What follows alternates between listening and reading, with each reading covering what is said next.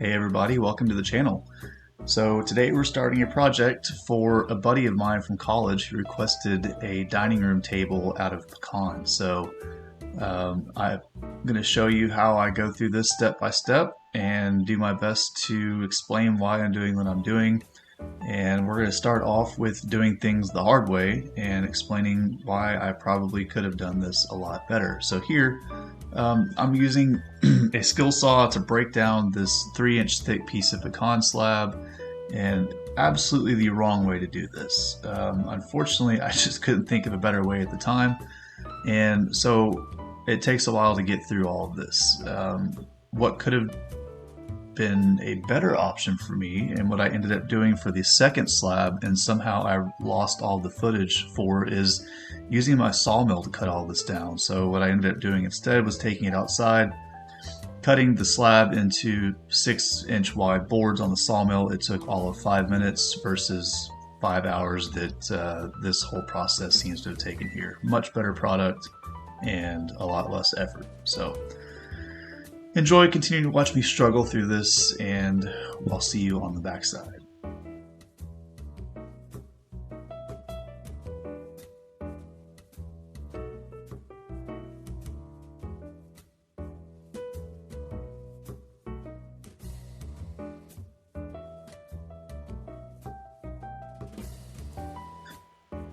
So breaking this part down here, I didn't make it much further before getting back on the struggle bus. I thought I was doing myself a favor by jointing one side of that slab before breaking it down into the boards, and it just continued to bite me in the backside. So what is going on here is the slab is not flat, so it rocks and pinches the saw blade.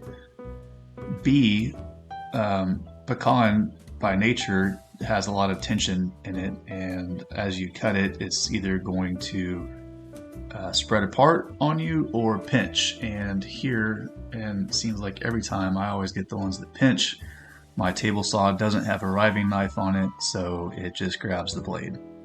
The third thing working against me is I'm running this table saw on 120 volt off of an overhead extension, and the difficulty here is that extension cord thing has its own little circuit breaker inside of it, a fuse if you will, and it likes to trip if you look at it wrong. And so I just needed a lot of juice and a lot of table saw to get through this, and I just didn't have it.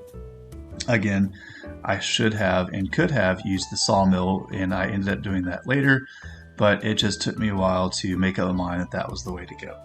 So we finally get everything broken down into 6-inch wide boards, and I'm finally starting to make some good progress. So I've decided that these are going to be 5-inch wide legs. I cut everything down way oversized to give me room to kind of play with. That's one thing that I've learned throughout my woodworking career, is start everything well wider, longer, thicker than you think you're going to need it, and work your way down little by little to eventually end up at a finished dimension. Because if you're like me, you're going to make some stupid decisions along the way and mismeasure, miscut, misplan maybe, and it always bites me in the butt. So just as a general rule of thumb, I always way oversize everything.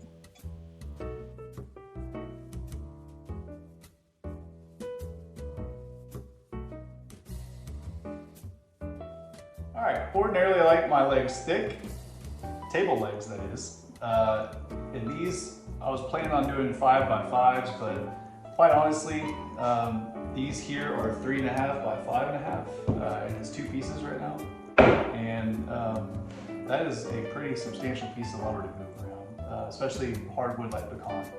So I think what I'm going to do is just glue all of these together as they are, plane them down to exactly 3.5 by 5 inches, and go from there.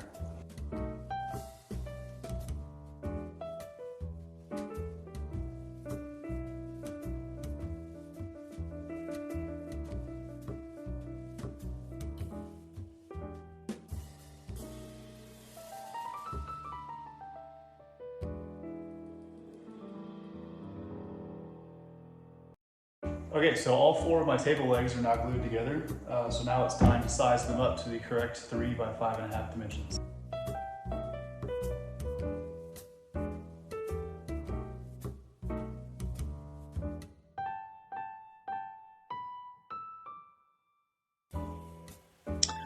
So back to the jointer here. So far in this process, there hasn't been any crazy specialized tools or processes. It's just cutting things into rough shapes. The bandsaw is the first tool that I bought new that wasn't off of Marketplace or Pawn Shop, and I absolutely love this thing. And my planer here is the second tool that I bought new, and was absolutely money well spent. I did a review video on this recently. You should check out the channel for it if you're interested in my thoughts.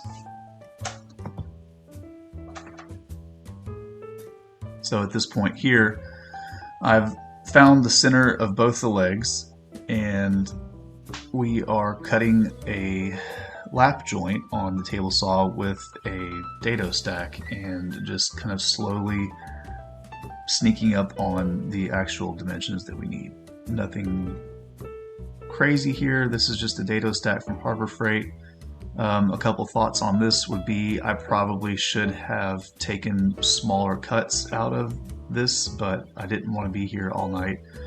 And the problem with pecan is it splinters if you look at it wrong. So it really is a benefit to you as the user to make small cuts with very sharp tools and plan how you're going to be cutting, because again, pecan just absolutely splinters everywhere.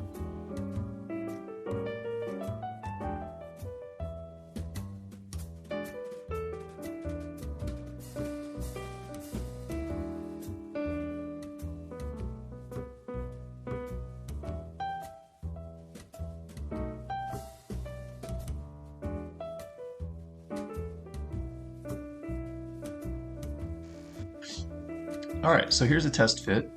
We finished our lap joint cuts, and I left them purposely a little bit shallow. So the fit here, as you'll see in just a second, isn't perfect.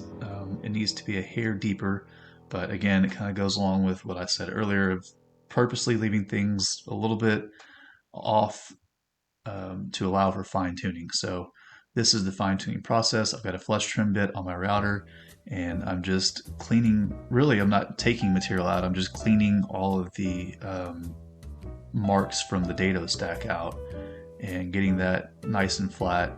And once that's done, I'll put the pieces back together for a little more test fit. And the fit, I have to say, was pretty good for someone who doesn't do this for a living. And I'm kind of proud of myself for it. So there's that, all done. Nice smooth fit. On to the next one.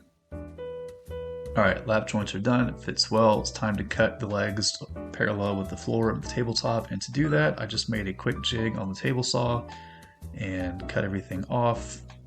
No muss, no fuss.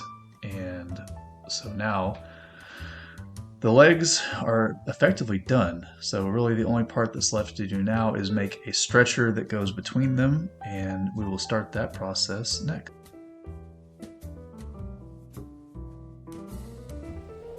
Alright, so this is what I'm calling a stretcher. I'm not sure what you call it. So again, it's just another couple of pieces of pecan that we're going to rough cut, joint, and then glue together. So not a whole lot to really talk about there. With all that said, we're getting pretty close to the 10-minute mark on this video, so I think I'm going to cut it off here and pick it up with another video soon. So thank you for watching if you've made it this far and I haven't bored you to death, and we will see you on the next part.